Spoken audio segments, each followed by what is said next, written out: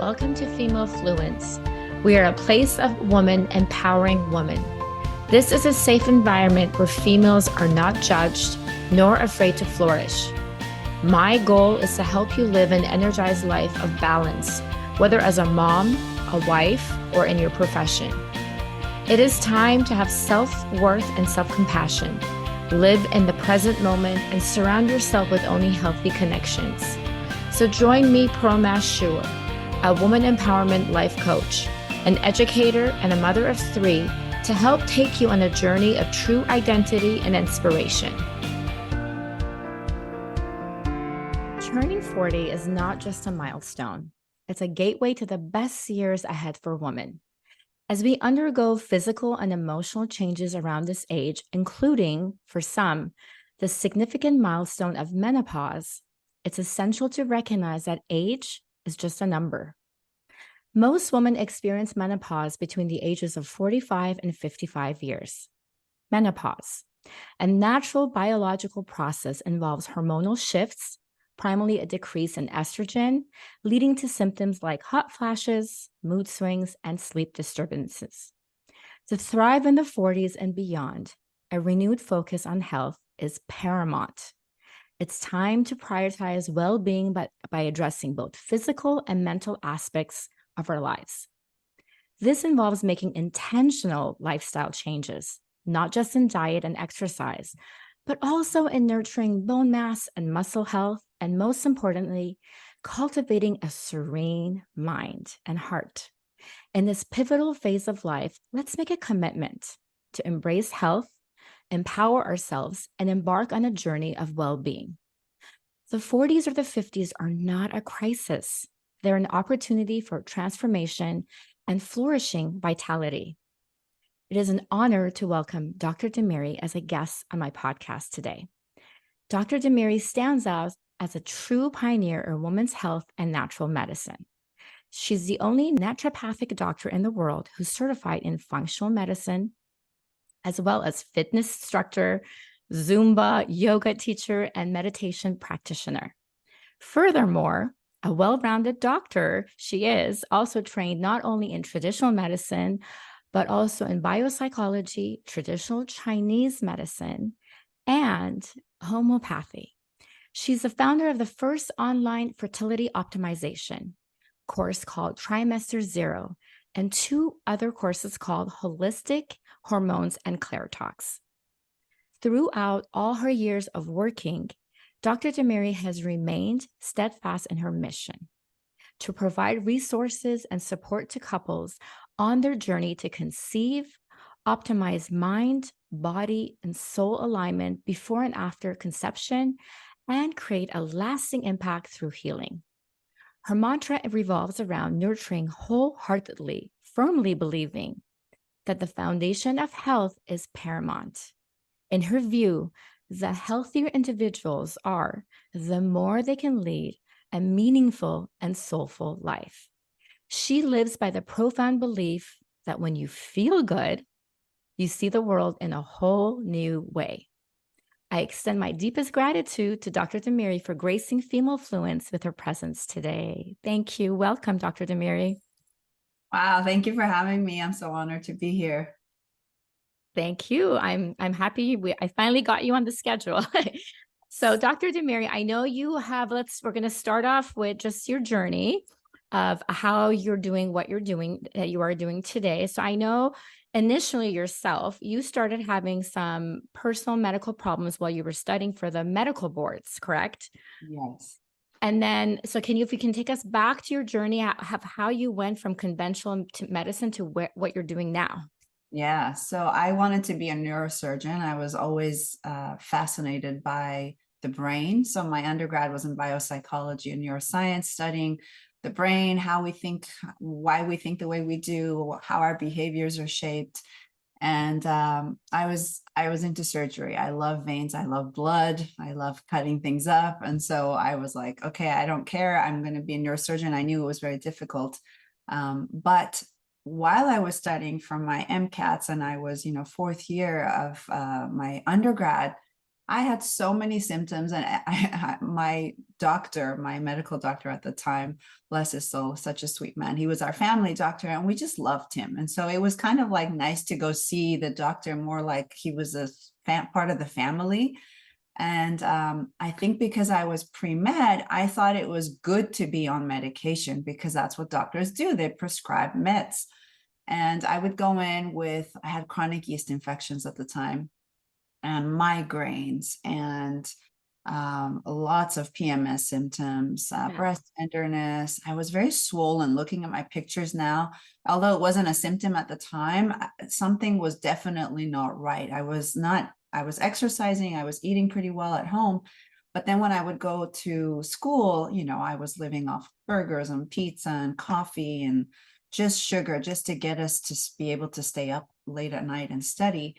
And so I was put on antidepressants. I was put on birth control pill for the yeast infections. And I was literally told, these are normal. This is what girls get. There's nothing wrong with you. Go home, take this.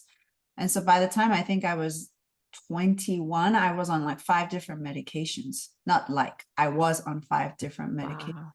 And I thought that was normal. I thought that was like a good thing. I was taking care of my health. I was healthy because I was seeing the doctor and I was dealing with, following his authority, following what this person knows best.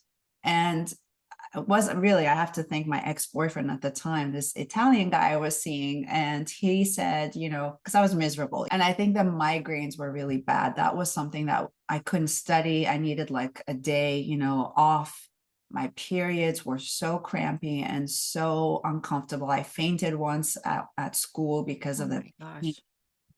And again, I was told girls have cramps and this is youthfulness. You're a girl and you have periods and, just toughen up. This is what we have to deal with. I had acne and I had all kinds of, symptoms that girls normally have. And at the time, he said, why don't you go see my aunt? She's visiting from Italy. And I think in Europe, they study a bit more holistically. They had, she knew homeopathy. She was a surgeon, but she also knew, more nutrition, herbs, homeopathy, all these other things I'd never heard of. Because to me, doctor meant like regular conventional medicine. I had never really explored anything else. And I saw her, and, long story short, she truly cured me. But I think what really happened was she just took a really good case. She spent an hour and a half with me instead of 5 minutes and really understood what was I doing? What was I eating? How were my relationships? How was my lighting at work? When were the migraines occurring? Are they cyclical? Are they happening every month? Why are they happening every month at the same time, right before my cycle? How are my bowel movements at that time? Why was I getting that, loose stool before the period? All these things she was linking together, which I just thought was amazing because in medicine, usually you go see one doctor who specializes in one part of the body, Right. and that's it. And then you go see the gastro for the guts, and then you see the heart for the heart. You see the immune system as an allergist, and no one really puts everything together for you. And so that's why I think I was on so many different meds, because each person was giving me a different medication. And she just tied it all together that, what you're eating, if you're drinking, if you're doing these things, it's going to mess up your hormones. And that's why you're clotting and you're having a lot of estrogen before. And that boost and that drop in estrogen is causing the migraines. And she just explained it, still very medically. But it was just like, oh my God, a light bulb went in my head. And I said, I want to do what you do because I saw the migraines go away, and I was able to come off the birth control pill and half of my symptoms went away. I didn't realize I was becoming more anxious and like a perfectionist, and wanted everything my way. And I get very irritated if things didn't go my way, which I wasn't that way before. And so I didn't know anything about the microbiome and the bugs in our gut and how the birth control pill can really mess things up. That again, I was not told and not given that sort of consent. Right. Anyways, that's when I started Googling and I was like, what do I do to do what you do? And that's when I learned about naturopathic medicine. And she told me that. And I was like, natural what? Never did. Even to this, to the day I graduated, my dad still couldn't pronounce it. My bless his soul, he was always natural path. And I was like, Dad, it's not natural path. It's natural. topic. So I moved to Toronto from Vancouver, and I went and I studied something that I didn't even know existed. And now here I am today, been able to prescribe medication, practice conventionally, but with a philosophy that's a little different, which is you can heal yourself. Your mind is so powerful. A. B, you have this innate ability, like when you cut yourself, it heals. There's something innately in you that's Right. intelligent. And I don't want to act like I'm this intelligent authority over you that is going to tell you this is what you need.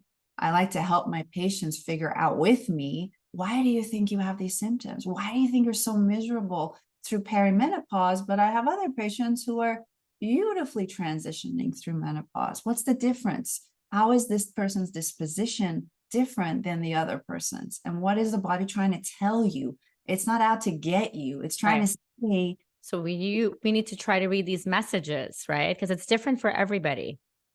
exactly. And so it really chose me. I didn't really choose this path. I think just like many people that end up doing what they're doing, it's Right. kind of by accident. So that's my story. Basically, all the problems were from different medications that you were taking, or were you So what actually I diagnosed with something, or Yeah, I wasn't diagnosed with anything other than relative estrogen dominance, which most girls have when they are youthful, when we're going through puberty.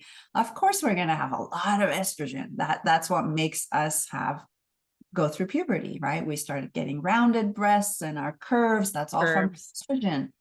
But sometimes you have way too much of a good thing because there's something called phytoestrogens and xenoestrogens, which I wasn't aware of, that are coming in through that plastic coffee cup that I was having every day, in the Wow. oh, there's xenoestrogens in there. Some of the estrogen in my body was so high when she tested me. I think it was like 641 on the blood, which is typically I see 200, 300, but mine was like That's triple. very high. It was very high. So I didn't have enough of the other hormone to balance it. And it's not good to have too much of estrogen either. But, I was just basically told that, it's hormonal. We're going to shut down that system and just give you birth control pill, which is synthetic hormones. So it's not really fixing the problem. It's not really like addressing, wait, why do I have so much estrogen? Well, you're not pooping it out. You're not eating enough fiber. It has to be bound in your Mhm. gut and excreted through stool. And so no one told me, about fiber. I wasn't having fiber. I had a very low fiber diet at the time. I mean, rice and korma sabzi and basically then fast food outside. So yeah, I think diet, the lighting. So a lot of these other headaches I would get were happening at work. And we had these like fluorescent lighting, which was just, like when you walk into the sometimes hospitals, even it's just very bad for health. But most people don't know anything about the lighting in their home, the lighting at work. It's very important. It affects your brain, your Of course. rhythm. And so she just asked that question of where are these other headaches that you're having? Where are they occurring? And I was like, oh, it's interesting. I'll pay attention. And then when I paid attention, I was like, they only happen when I go to work. They never happen at home. So what's at work? What's different? And so it's just putting these pictures together. See, But it's like a puzzle, right?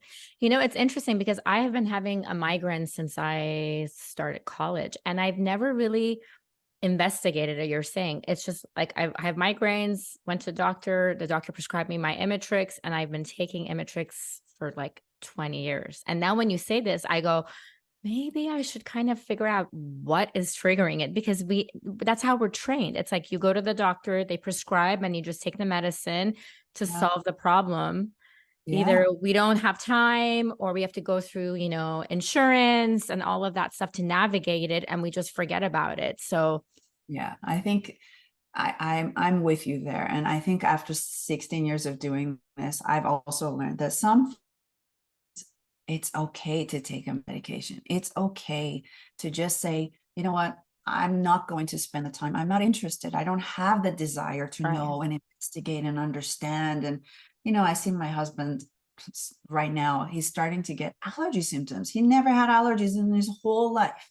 He had the best stomach. He could eat anything, dairy, gluten, you name it. And now he's starting to get all clogged up and congested. And I realized I'd be like, what is it? What am I eating? Is there cold? Is there this? And he's just doesn't care as much as me, and here I am being that nagging wife, that naturopathic doctor. Hey, could it be the dairy? Could it be this? Maybe if I were you. And then sometimes I think ignorance is bliss. What am I doing? Am I actually causing more harm by trying to control, by trying to get him to do this, that, and putting all these things in his head that if you don't do this, then you might get this and you might Right. have that. Is it coming out of fear? Or is it just like love? And because I want to sleep next to him and not be woken up every hour from the congestion. That might have something to do with it. Maybe he's snoring a lot because he's congested. It's really selfish, but no, I think it's just how I was ever since I was little. I was very curious as to why things occur the way they do. So I have that curiosity. Which is perfect for your job, because you're really a detective in medicine. That's how it works. You really have to put the pieces together versus just, checking the medical book and saying, okay, this is what it is. Check. Here's your prescription. And each of them in its own way, but it's, this is perfect for you the way you're describing it. Because what happens is the body gives us little signals at the beginning. It doesn't just all of a sudden go like leukemia and like here you have cancer. Yes. But most people that see me, they're like, oh, I was super healthy. Nothing was wrong. And then all of a sudden I have this. And I'm like, oh, that's not how it works. Right. So I look back at their history. Like when you were born, how was your birth? Were you given mother's milk? How was that? How was the transition coming off mother's milk? Were you a C-section baby? Were you a natural baby? What were your symptoms growing up? Did you have a lot of ear infections? Were you put on a lot of antibiotics? You get a lot of strep throat. What happened then? How was puberty? How are your periods? And you come and you see, wait a second, the body was telling us a lot at the beginning, chronic ear infections. That's an immune problem. Like my kids still today, I'm going to knock on wood, not that I'm bragging, they've never taken antibiotics, but I was put on so many rounds for ear infections. I lived on amoxicillin in Iran. Literally, I remember my dad carrying me and I would get shots of it, and they just thought that was what you do. Whereas if you treat the immune system, if you treat the gut, which is where the immune system mostly resides, and by treat, I mean giving it the things it needs and removing the things that it doesn't like. Right? And when you do that, then that child has a better chance of not having allergies and eczema and asthma and autoimmune diseases, and cancers and diabetes and heart disease 30, 40, 50 years later. Right. So when people come see me, I'm like, I know this is like not a big deal. What is the most, what are some of the most common health issues that people come see you for? I would say number one is low energy. So they're just either low energy physically, or mentally. They just don't have the patience. Moms who are now going through a transition, their kids are a little bit older and now they have to take care of their parents. They're sort of that sandwich age and they're kind of really struggling with like, what do I want to do with my life? So they could be a bit more depressed, a bit more anxious. I would say anxiety was way more than I saw 20 years ago. They're not sleeping well, but I would say low energy, just the energy, either the zest for life or physically, like they used to be able to do 20 push-ups and now they can only do 10, or emotionally, they just don't have the energy to deal with things. So they're not as resilient, things that happen, really, it throws them off, so some small change in life makes them just, fall apart more than they were able to. So I think before. Yeah, that's hard. I mean, unfortunately, I feel like that's kind of that age range too. You have like the empty nesters, and it's like when your kids are small and you're just kind of navigating to survive on a daily basis, you don't have time to really think about who you are, what you like to do, or what is your purpose in life. You're just basically trying to survive. And all of a sudden, when the children are a little bit under control, you start looking inward and it's like, oh, who am I? What do I want? And then you might not feel the same way. You don't have the same energy and it's hard. Do you think it has to do? So now like we're going to talk about menopause, the big M word that a lot of us don't like and we're fearful of it. Can you explain to us between peri and post menopause? Yeah, so peri could be like I'm in peri, I'm 42. And so leading up to menopause, about 10 years even before, is peri. So peri just means around. It Hmm. means you're around menopause. Menopause is you haven't had a period for a year. So 12 months consecutively, no period. So you could be still peri if, let's say, you're 49 and you're getting it every 6 months or some random period, that's still peri. But if it's been a year, then that's menopause. And what happens in peri, which is so interesting that most people don't know about, is they think as we age, we just have lower and lower and lower hormones.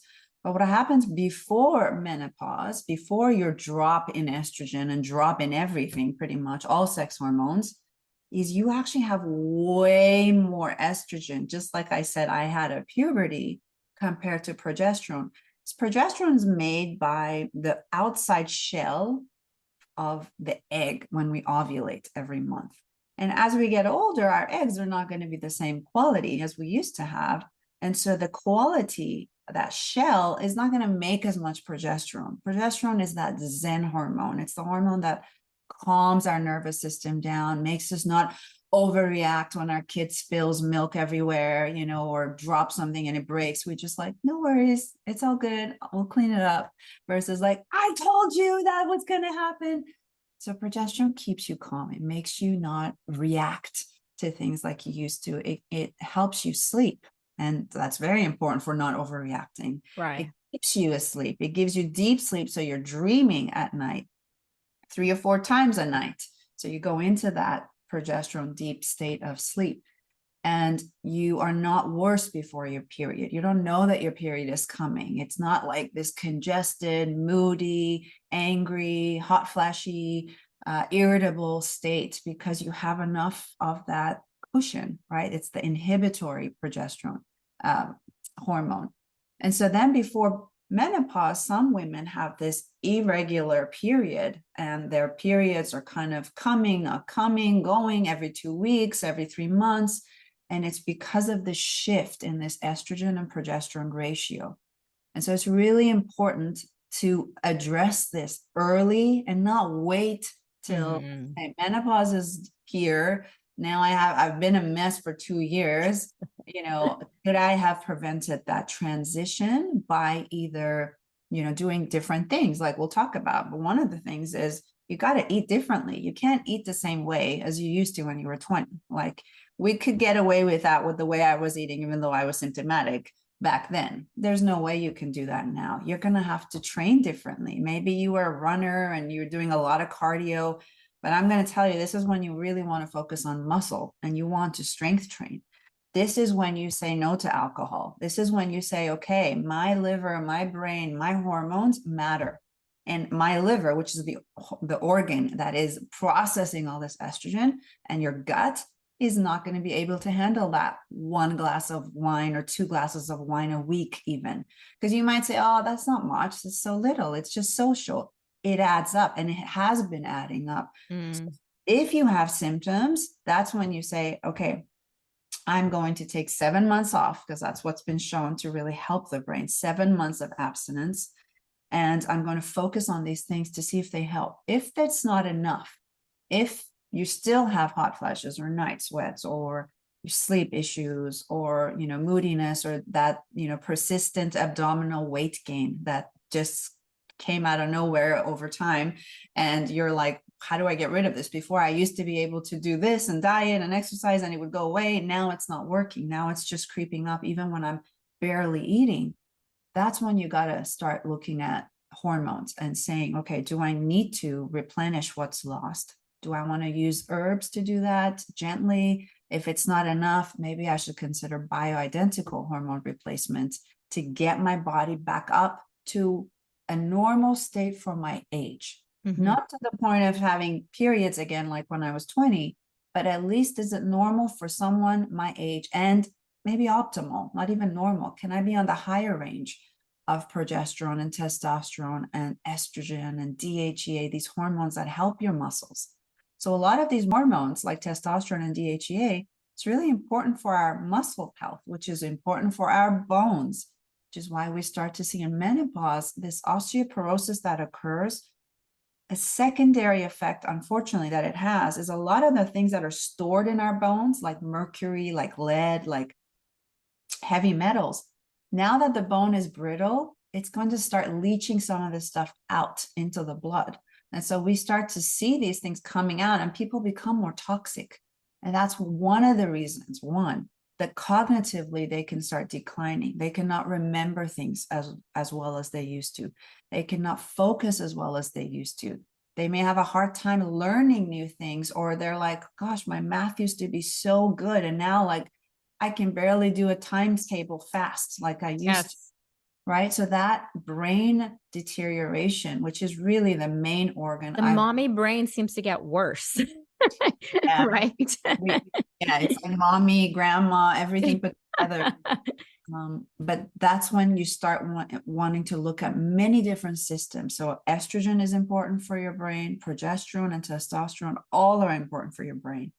Working out, strength training, especially the larger muscle groups, very important for the brain. Sleep is, I would probably say, if there's one thing that I talk about with every patient, and if I had a penny for every time they're like, but what supplement do I take for this? Or what do you recommend for this? I'm like, nothing. Don't take anything other than if it helps you sleep. Because people get by. We're resilient. We're warriors, especially moms. We're used to all those baby years of not sleeping. I know me. I don't even know what sleep means. I think before you have a child, sleep is very different than the definition. For sure. So we're used to it. But that doesn't mean that there's a quick fix with diet or a supplement that can replace a deep quality, good night's sleep. I feel like I could keep talking, but I'll let you ask. No, I'm listening. I'm trying to take mental notes. I'm going to have to listen to this, my own episode again, and just take everything you said so I can follow it. Okay. So now I know, you've also talked about that we need to obsess about talking about weight loss, because it's like, it seems like every other, you're having dinner with a friend, everyone's just constantly, especially at this age, because of our metabolism, we're worried. But you kind of say we need to, instead of just worrying about calories and weight loss, we need to kind of focus on nutrient dense foods, not calories. So if you can kind of explain to our listeners what types of food are nutrient density and why is this more important than our calorie intake? Yeah. So I don't know how many people are actually counting calories. Maybe if you're doing Weight Watchers or you're used to doing that, you probably are. But I just want to tell whoever's listening, don't criticize yourself too much, please. The most important thing is not to think what you're doing is right or wrong, because having that guilt come after whatever you're doing, or that criticism of the mind of, is this right? She said this, and but that doctor said this, and this doctor said that. I find most of my patients have kind of lost themselves at this stage. And that is actually more harmful than what it is that they're putting in their mouth. Because if you're in that state, you're usually in that fight or flight mode and you are not in digestion mode. How do I know that? Because digestion is very peaceful. It's when this is quiet. And it's when all the juices, you're like I just said, I'm thinking of food. I guess I'm hungry. I'm salivating right now. If I start salivating, that and my sphincters are not tight, right? So check in with your anal sphincter. Most women, and I'll ask them in my visit, and I said, check in with your body right now. And they're like, everything is tight. I'm like, where is it tight? My anus is tight. My gut feels tight. My chest feels tight. My mind is racing, right? So anything that will bring you peace. And sometimes that actually is not listening to too many people. Mm-hmm. It's quietening all those voices. The Instagram, turning off some of these things and going, okay, wait a second, let me tune into my intuition. What is my body telling me? And this is what we do in the retreats. I get people to just not talk so much. And then I'll ask them, okay, don't talk while you're eating. And they'll notice that they're actually not even hungry. And they'll say, like, I'm full. And I have this whole plate in front of me still, but when it's quieter, you realize that it's not so much about what you eat, it's also the amount of food that you eat and how often you eat. Often women are eating because they are emotional, because they feel frustrated, because they're sad, because they cannot start crying in the middle of the car ride. So it's easier to just numb that emotion and release a little bit of dopamine from that piece of chocolate or dessert. I don't want them to go, oh my God, I just added 500 calories. That means I got to go, burn that tonight at my Zumba class. That is more harmful. But at least ask yourself, what could I change tomorrow or this week that I know will help me with my weight, with my health? And I'll give you some pointers. So number one is hydration, hydration, hydration. Could be water, but maybe water is not absorbing well for you. Maybe that's not enough. Maybe you need to add some electrolytes. Maybe you need to make sure that your blood pressure is high enough. So if you're sitting and you're squatting and you stand up really quickly and you're like lightheaded, that's a sign of low blood pressure. Maybe you need salt, maybe adding some salt to your morning water to get that pressure up so that your brain can get blood. If your brain doesn't get enough blood, you are going to lose hair. Your hair is going to thin. Your skin is going to be not in the best shape, and you are not going to be able to think. So that's one, is hydration. Second is protein. Protein, protein. Where is my protein in this meal? So many women will skip breakfast, which I'm not a fan of. And they eat their meal and it's very low protein. So when you're looking at your meal, I want most of that meal to be vegetables. So lots of color, green, yellow, go crazy on all the colors. Where's my protein? If you're a meat eater like me, I'll have rotisserie chicken, some turkey, some grass-fed beef, some lamb shanks. And then sometimes I'll have non-GMO organic tofu or tempeh, which is fermented soy, edamame, what else? Eggs, variety. You don't want to eat chicken every day. You don't want to have turkey every day. You don't want to eat the same thing, like even kale every day. Variety, variety. You want to be thinking, I haven't had beets for a while. I haven't had eggplants for a while. I haven't had okra for a while. I haven't had zucchini for a while, or sweet potatoes. You go for color. I do this with kids. So I think if you have kids, entertain the idea of color and eating like for them, it helps you, right? So often I'm asking myself for breakfast, where's my protein? So if I'm having eggs or an omelet, that's great. If I'm having meat, if I'm having bone broth with some meat in it, where's my protein? And I try to get 20 grams, 25 grams to 30 grams first thing in the morning. That's going to set off your blood sugar for the rest of the day. So that's why I say don't skip breakfast, because if your morning is not set right, you're not getting enough fiber and fat and protein. It's what's going to happen at night. You are going to be watching that show and telling your husband, do you want to have a little snack?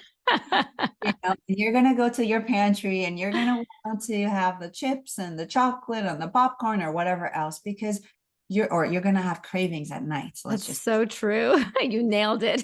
right? Because your body's like, dude, you did not, did I just say dude? You did not give us what we needed. Right. Today. And so let's try and get something in here. So that's where macronutrients and nutrient density comes in, is trying to get foods like that have a lot of nutrients in it, that have a lot of protein, but also vitamins and minerals and variety. So it's great to have cucumbers, but it's mostly water, so how much nutrients did you get from that cucumber that you have every day?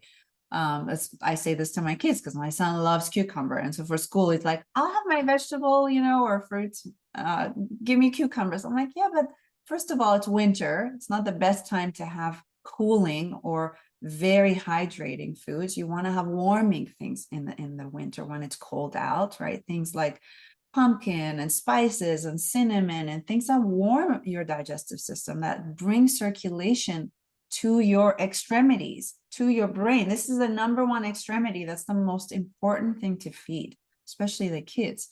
So that's when I say variety. Okay, so carrots and tomatoes and zucchinis and all the different colors.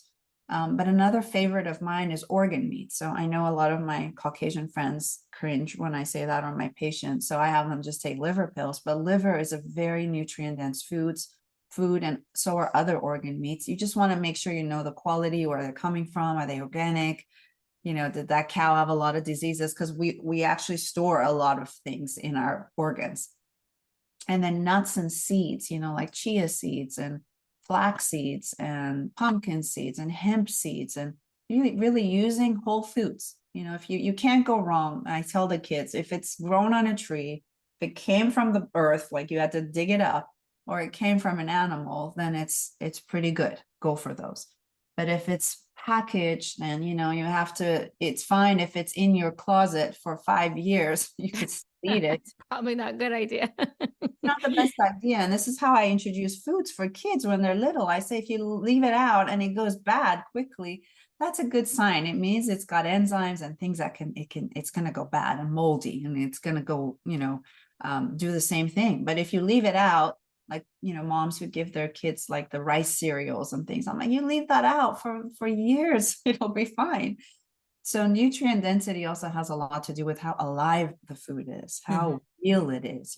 Like when we were little, we would go sit in the walnut trees, our hands were black, and we were picking things fresh from the tree and Yes. literally eating it within a minute. So it was alive versus, like a supplement that is prepackaged, it's dried, it's dead.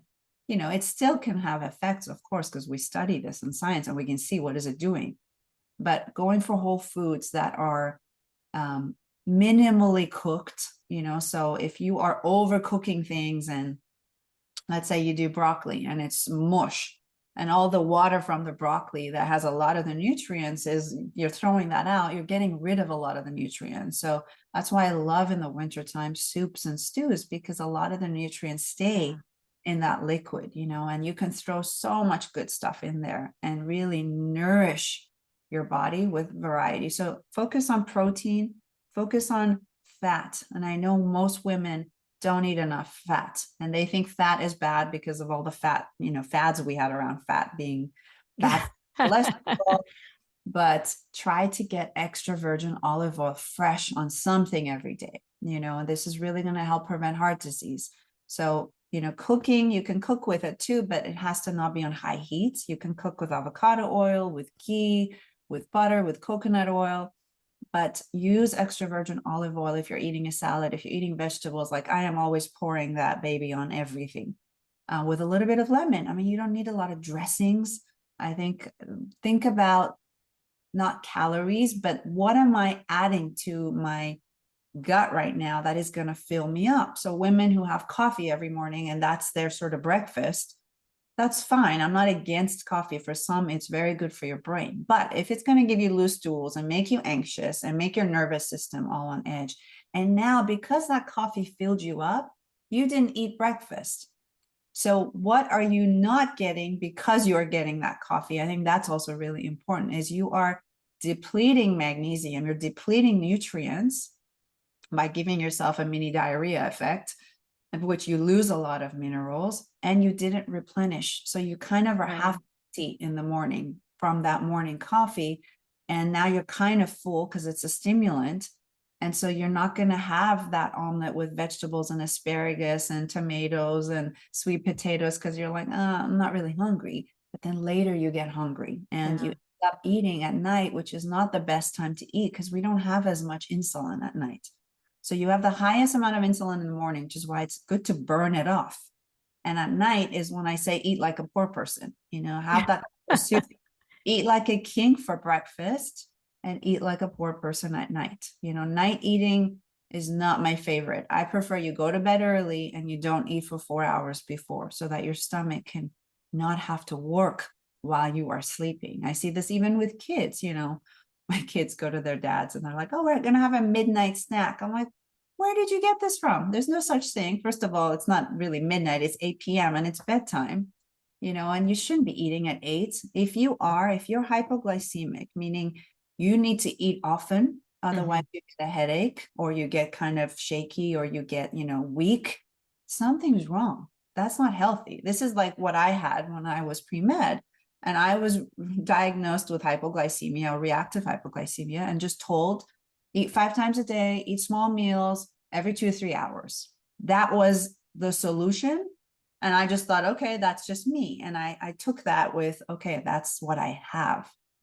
Whereas when I always tell people, you don't have anything. You've been labeled with a lot. Right, exactly. The labeling.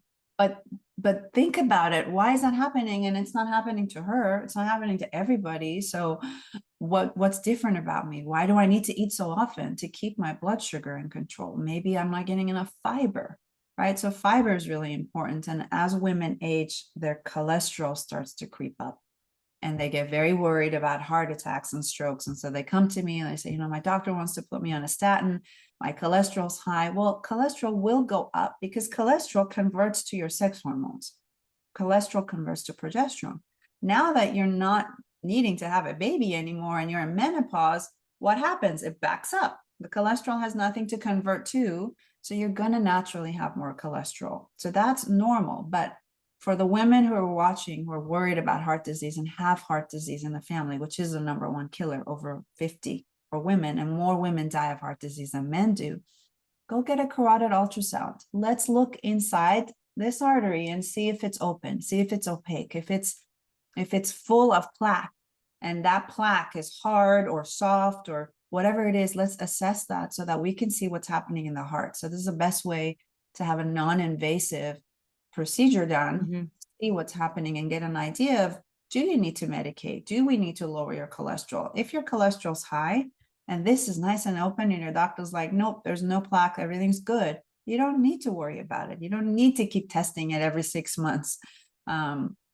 Inflammation is probably, I would say, one of the more things that women should look at as they age, because it's like the cup just fills up, right, as you age. And women will say, but I didn't have this before, and I didn't. I know the cup is full now, so we didn't listen, or maybe we weren't aware enough growing up, and now it's catching up to us. Now it's like the buckets of the liver, the kidney, all the organs. They've been doing a lot for us all these years. They can't just keep doing it and doing it. And, women like, my hair is thinning and I have wrinkles. And I'm like, yes, it's okay. It's a part of aging. Right. But, with where we live in this world, and I know I live here in California, it's not as it's something that most women want to change. Whereas I guess I'm old school that way, and maybe it'll change in 50 years. I'm not against any of these procedures, but some of it, I think it's nice if you spend that amount of time worrying about your hair, about your skin, about your weight. Now, sometimes you need to, because there is something wrong. Right. But sometimes it's like that energy is a distraction. You're distracting yourself from the real problem in life, which could be, let's say, your marriage, your kids going away, and you're really sad that they're not there, or your attachments, or your purpose in life. You're not quite sure, what am I going to do now when my kids are older and they're gone? Like, who am I? So that distraction becomes skin, hair, weight. And you're trying to find something to fix. You're trying to find something to do because you're used to that. That's sort of your identity for so long. And now you don't have that thing to do. So now you'll cling on to, and I guess that's the hardest part of my job, is sometimes I have to have those real conversations with patients of, I could enable this to go on, and I could just give you biotin for your hair. I could give you fish oils for this. I could do that. But do you think that'll really help? Do you think that, if I fix this or this goes away, do you really think that's going to help you have whatever it is that you're craving, which might be peace, which might be joy? So I think it's a fine line between being very honest with ourselves, and we can't be honest when we are not quiet. It's very hard for women to become quiet. They are so used to this like masculine energy, like you said, starts from having a baby, and we've got the worker hat on, we've got the mom hat on, we've got the volunteer at school hat on, we've got the, husband's falling apart with his emotions and not talking about it, so let me, find a therapist. And we have so many hats that there isn't space, and it's scary to be quiet. It's scary to calm down and have that peace and do nothing, because we feel like we're failing. We should be doing something. Where there's a to-do list, where is it? It's going to just pile up. If I don't do it, no one else will. And that's where a lot of the pathology starts, is the way we think, our beliefs, our ideas on who we are, and not being able to be honest with ourselves and holding that in. Where do you think that goes? That's energy. And often it goes to behaviors like overeating or even undereating, starving ourselves and then stuffing ourselves with nutrient dense foods.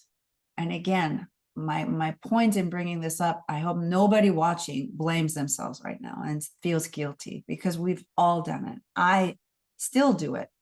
And one of the best things I have learned is mindfulness and being compassionate with myself, to say, if my daughter did this, what would I tell her? Am I going to go, afterwards, I can't believe you're doing that again. Right. I can't believe you're hiding the chocolate bar wrapper because you don't want your husband to see that, it's 10 p.m. and you should be sleeping because you're tired. But, I try not to do that. Of course, it's programmed. And so that thought will come, but I catch it and I go, be nice. And then I'll smile and it's nice to kind of remember that life is temporary. And how do I want it to be? Do I want it to be on my deathbed going, God, I tried to control everything and here I am dying, and I'm like, oh, I wish I enjoyed it a bit more. I wish I wasn't so hard on myself. I wish I paused more and just looked around and said, everything I have is right here. I don't need more. I don't need to do more. I don't need to look different. I don't need to be a certain shape or have more hair or have less wrinkles or have more this or that. Everything is beautiful just the way it is. And I feel grateful, because there are people who have way less than us and they can be way more grateful. I remember when I went to India, I just couldn't believe that these people honestly were the happiest people I saw. When I went to Cuba, everyone's dancing. They don't know how they're going to feed their kids tomorrow. But many of them just have the spirit of gratitude and being present and being in the moment. And so they're not getting their protein every day. They're eating mostly carbs because that's all they can afford. They're not taking their fish oils and their vitamin D and all their supplements. And some of them live to 102. I met one and they're drinking alcohol. So this is where life experience comes into play. And you go, wait, there has to be balance. There has to be, okay, I'm taking what Dr. Demeri is saying for a grain of salt, but I'm also making sure that I have community, I have good relationships, I have purpose.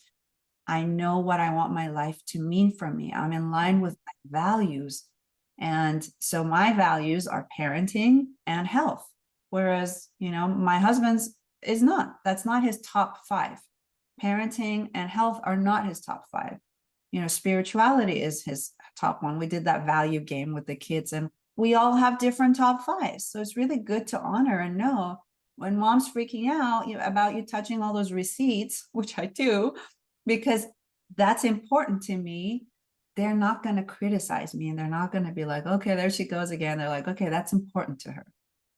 Parenting is important. She wants to make sure the kids know how to express their emotions. Whereas, my ex will say our parents didn't and we turned out fine. That's not important to him. Right. So it's just valuing our differences, our individualities. And the same thing comes in medicine and in health is, who are you? How are you unique? That's how I look at my patients. How are you unique? So I do not give you the same thing as someone else who has anxiety. I don't believe in anxiety. I want to know, what do you feel? Why do you feel that? Where does that come from? Is the feeling that you have coming from a thought? Where does that thought come from?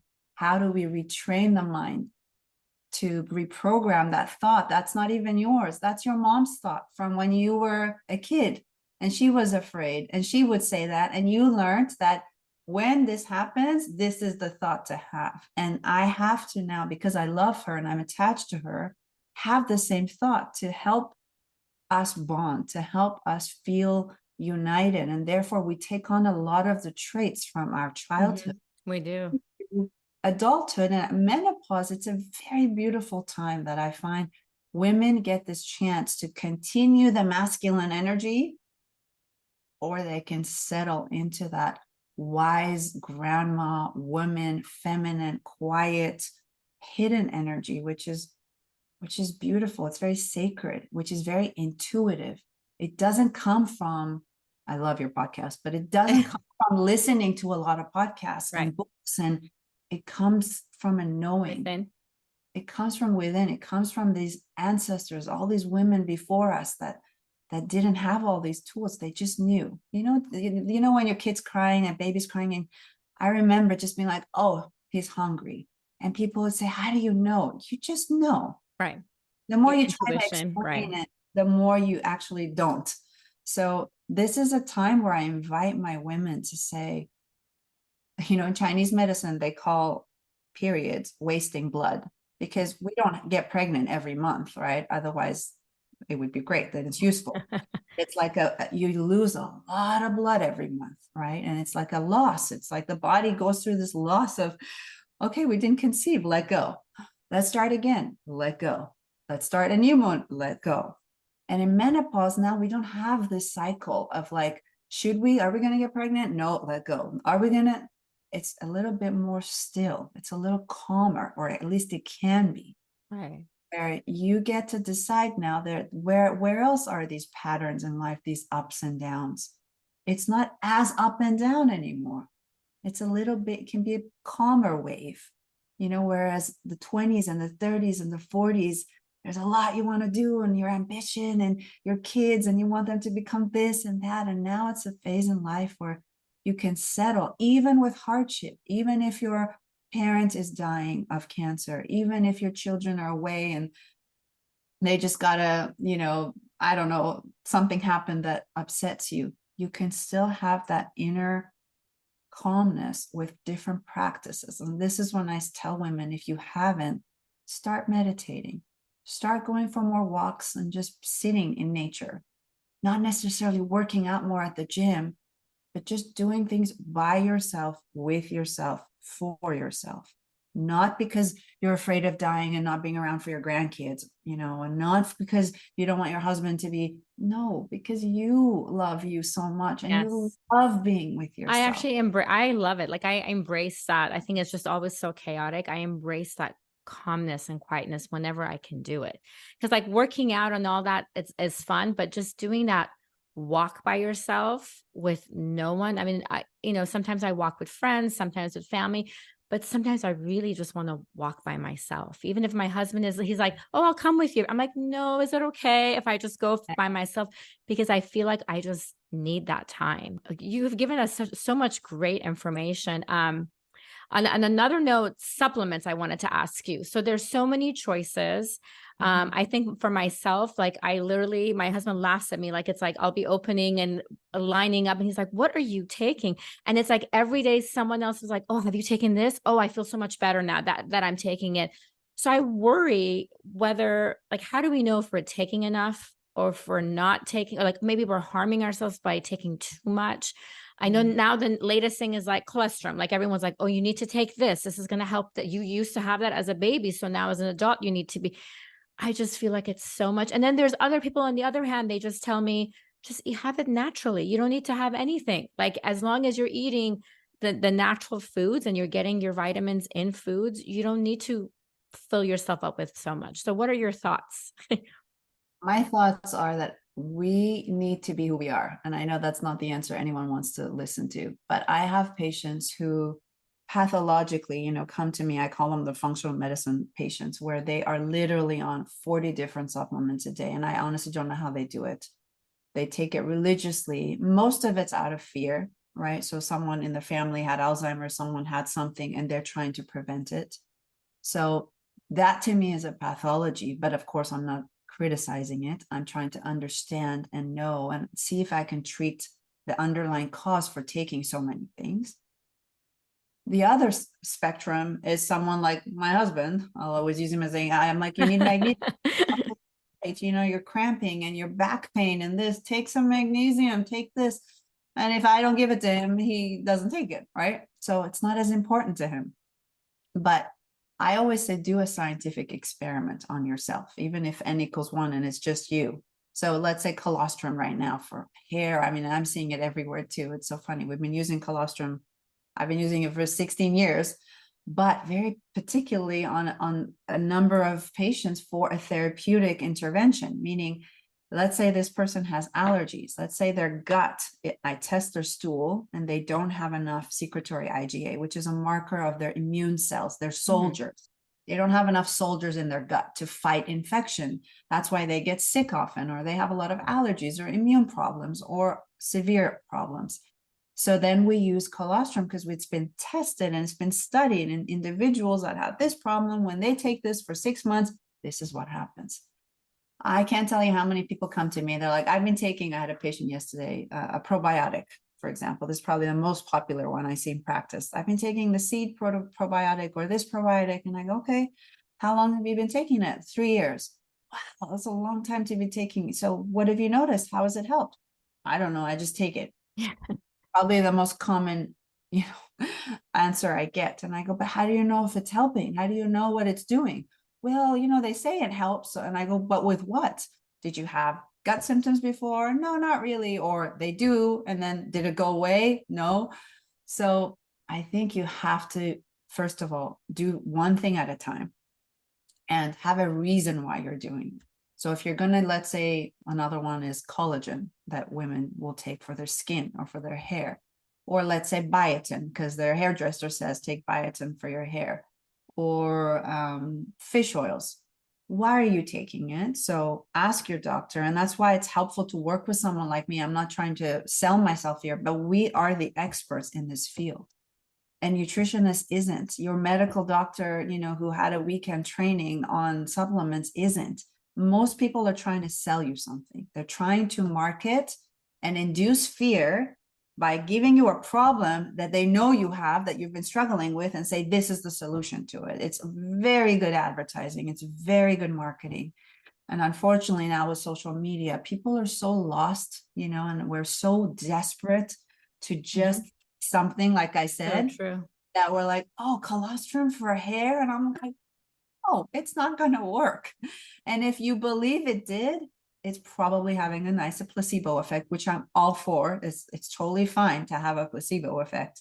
But to me, I need evidence. If it hasn't been studied and I haven't even found it in my own patients to work, then I'm not going to recommend it. I'm not going to make you that guinea pig and say, sure, if you want to. But, I think I like to use professional grade products that have high intake of certain ingredients in them. So I had a patient yesterday, she's like, I can't afford a lot. So she was taking this probiotic. And I said, okay, what else? And she's like, I've been taking this really good quality fish oil for preventing memory loss.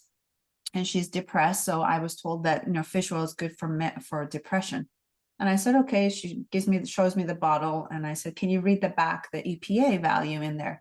And she's like, yes. I said, I'm expecting like 600 milligrams, 800 milligrams of EPA, DHA, 600 milligrams. And I said, how much is in there? She says 50 milligrams. So I'm thinking 800 is the therapeutic dose. She's taking 50. So she needs, gosh, can't do the math, how many more times? Like she should be taking 15 capsules a day of that, which is filling half of the bottle. But most people don't know that, even with prenatals, all these fancy companies with colorful bottles and colorful gel, pretty, gummies, and the Kardashian gummies. And like, I can't tell you how many people come to me and I'm like, there's nothing in there. There's no dosage that is going to work with the amount you're taking. Even if it were to work, you're barely taking what a baby needs, and you're an adult. So please stop wasting money. I would say ask someone who is an expert. But if you can't ask and you're not seeing a doctor, at least make sure it's safe. 2, is it good quality? Was it tested by a third party other than that company? And then 3, I'm going to do an experiment. I'm going to take this for this reason. Okay, I'm going to see if this helps me lose weight. I'm going to see if this helps my hair. I'm only going to change this one thing. And I'm going to remeasure what's your measurement? Is it subjective? Is it objective? Are you doing a body fat mass index? How are you measuring the outcome? And in 6 months or 3 months, I'm going to see how this has helped. If it hasn't helped, stop taking it. Don't just waste money and think, well, it's going to take a year. Usually natural things, we need to take it consistently. So it's just like a medication. If you're on and off with it, it's not going to work. And 3 months is a good amount of time. And you should never have side effects. You should not be miserable in order to be healthy. So you should not have, let's say, when the whole Ozempic thing was happening and everyone was on the berberine as a natural, Ozempic, which is not true. Berberine we use in diabetic patients or pre-diabetic patients, and often it causes diarrhea, it causes loose stools, and because it's affecting the microbiome. It's like a mini antibiotic. And so all my patients are taking it, and now they're like low potassium, low magnesium because of the loose stools they're having every day and not telling me. And they're like, oh, I just thought, that's worth it. It's worth it for me to like have a really upset stomach every day to lose weight. And I'm like, it shouldn't have to be that difficult. So supplements is very tricky. I could probably spend 5 hours talking about different ones that I do Mhm. use that do work. But again, you got to figure out what's my problem. Can I do anything with food? Okay, so if I've got low iron, can I get my iron up? If my vitamin D is low, can I get it up? If my magnesium is low, can I get it up? If I'm anxious and I'm really having a hard time, feeling calm throughout the day and I can't sleep, instead of going for that antidepressant or sleeping aid, can I get a supplement maybe instead that's herbal, like L-theanine, is very helpful, like Ziziphus, which is really good for quietening the mind. You can also eat at the Persian store, they sell Ziziphus, or it's called jujube is another name, which is very powerful. And we use it in herb form as a supplement. But again, how do you know what to take and what dosage? You shouldn't know. You didn't go to school and study this. It's kind of like me being an architect and telling my contractor, well, I want the wall to be this angle. I don't know what I'm talking about, right? So people are guessing and they're just, sometimes they are doing more harm by taking the wrong foods, the wrong dosages, or most often, to be honest, I find the opposite. The supplements have to make money. So they can't put a lot of good stuff in there at the right dosage. A, because it would be expensive, and two, it'd be a lot of capsules. So often they're not putting enough of what you need. So like all the Costco things that my patients buy, I'm like, there's nothing in there. Again, know the therapeutic dosages of what you're supposed to take. So if something says B12 and there's like, you want about 1,000 milligrams of B12 every morning in a supplement, or 5,000. If it says 2, just don't bother. It's like you're having air, there's really nothing. But because it says all these vitamins, Yes. people go, oh, I'm taking a good multi. And I'm like, there's nothing in here. It's better if you just eat salad, or have a lettuce. It has more It iron. is. I mean, Dr. Demeri, what you're saying right now is it's totally opening up my eyes because it's so true. You really don't think about it. And I feel like in a social setting, it's like, oh, your friend says, oh, I just got this new, or did you see the commercial? Or you're talking about it. And now with, Alexas and everything, it's like all of a sudden it comes up on your Instagram and it keeps advertising over and over again. So realistically, I think most of us or everyone that I talk to, I don't think you really look back and read the back and see, okay, how many do I really need to take for it to really do anything? And now I'm really curious to kind of bring out my collection and go through and be like, okay, am I taking this because someone told me I should take it? Why am I even taking this all this time? So it really opens up your eyes. Yeah, there That's are really certain good things information. that are really helpful. So for example, I'll just name a few things. Phosphatidylcholine, PC. Phosphatidylcholine is very good for brain health. And I think a lot of women in their 50s and 60s, I put them on that, and that can be very helpful for memory and prevention of dementia and, just making sure cognitively they're okay. If women are feeling depressed and they are being recommended a serotonin reuptake inhibitor, so something to help with mood with serotonin, they can consider asking their doctor for the precursor to serotonin, which is 5-HTP. So this comes in a supplement form, about 100 milligrams at night, can help also women sleep longer in the morning. So if you're waking up at 5 in the morning and you can't fall asleep again, that could be a serotonin deficiency. I love vitamin D because most of us don't have enough. So vitamin D3 has to be with vitamin K2. And both of those things you want to take together with 2 other minerals, magnesium and calcium. These are like the brothers and sisters that go together. Helps bone health, because most women will tell me, oh, my doctor put me on calcium because now my bones are starting to go down. I'm osteopenic. And guess where that calcium is going to go? It's going to go calcify in your joints, in the arteries of your heart. It's not going to go right into the bone. So again, having that knowledge, which unfortunately in medicine, it's lacking still, because medical doctors don't get that nutritional hours, right? And they are just saying, like my son, when he broke his foot, what did he break? Oh, his wrist. He's broken a couple of things. He broke his wrist. We went to the ortho And he's like, oh, is this vitamin D low? I'm like, yes, it is. And he just gave me a piece of paper with like recommendations, didn't even test, doesn't even know like, am I going to take it? Where am I going to buy this? And it was this like Costco brand of calcium and very, very high calcium, very low vitamin D. And I thought, oh my God, this is what everybody gets. So this is what everybody is getting, and they're just blindly going and buying. Mm-hmm. And so I didn't want to educate him at that time, but I did send an email to the, putting in all the research that vitamin D3 with K2, magnesium, calcium, very important for absorption. So those are things that maybe you can start with if you're wondering, Main.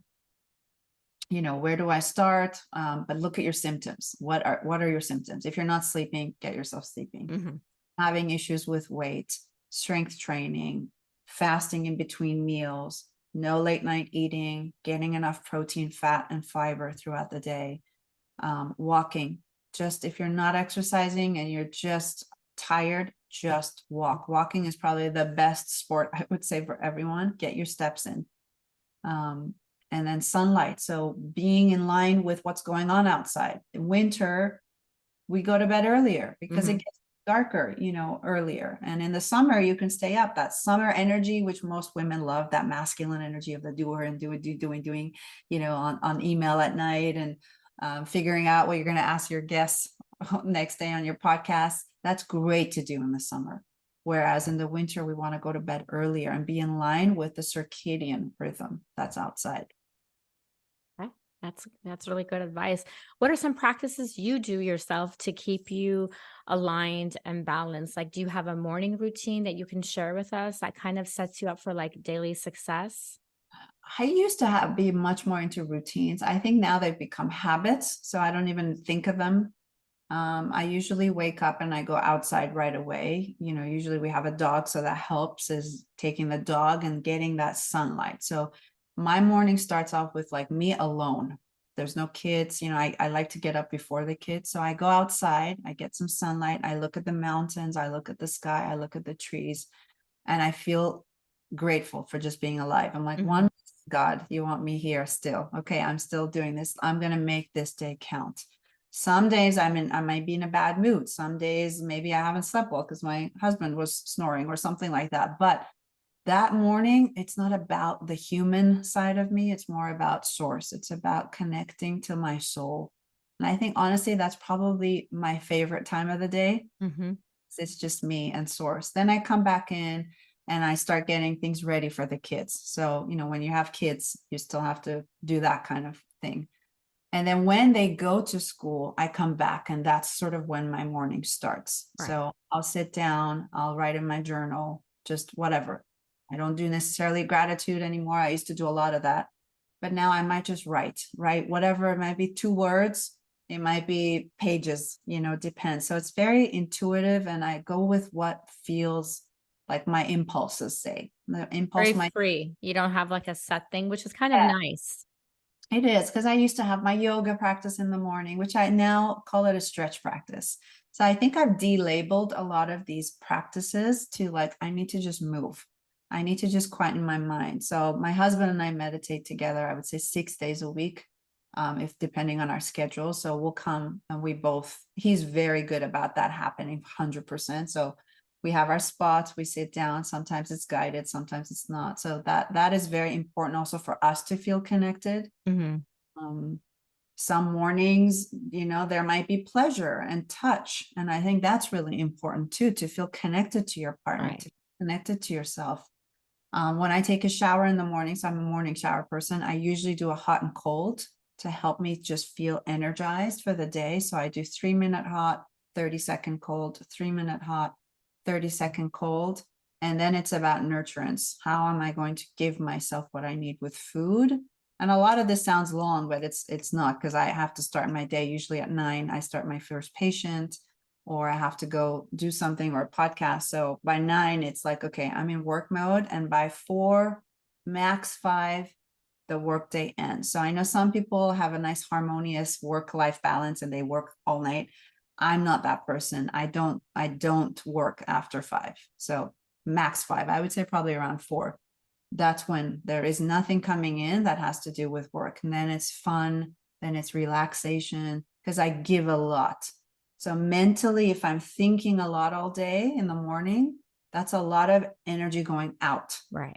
Nighttime is how am I replenishing? How am I bringing energy back in? So I'll teach a Zumba class sometimes, or I'll go dance, or because that's my passion. I love to dance and I love to move. Sometimes it's playing board games with the kids, or playing ping pong, or pickleball, or badminton, something that I like to do. Or watching a nice movie, or listening to music, or sometimes like last night we went to Disneyland yesterday with the family, and I was exhausted. So at 8, I went to bed. Listening to like, what do I feel? And I'm very good about that. And I love that about myself at this age, because I wasn't always like that. I kind of Mhm. what I should do, or oh, it's 9, it's too early, I can't go to bed, or Yes. now I'm like, even my husband's like, it's so early. I'm like, my body is saying it wants to sleep. I'm listening. I love that. And I love how you set boundaries, like where it's like it's 4 o'clock. And yes, because we can always have so much work, right? Yeah. It's never ending. We can check that email, we can do one more thing, but to kind of be very strict with yourself and say, this is my time. I've been working, and now the rest of it, I'm going to do whatever I want to do to replenish. I really, really love that. I think that's a great way, because a lot of us, we don't do that. Like, I mean, I feel like myself, some days I'm really good and I just say, okay, I'm done. There's some other days it's like, okay, 9 o'clock, I come back into my office and I'm still, and my husband's like, are you going to come downstairs? What are you doing? I'm like, oh, I got to wrap something up. I have something big tomorrow. Yeah. But to do that, and then I feel so exhausted because I haven't had that time to replenish. It's like go to sleep and then you start again, Yeah. over. I think it's important to also be flexible with that. So I'm not saying I don't do what you just said. I'm starting to write a book. So I know that my time and my boundaries with work, I have to reassess and go, okay, well, I look at my schedule. There are times I block out that just literally say me. And it's an hour.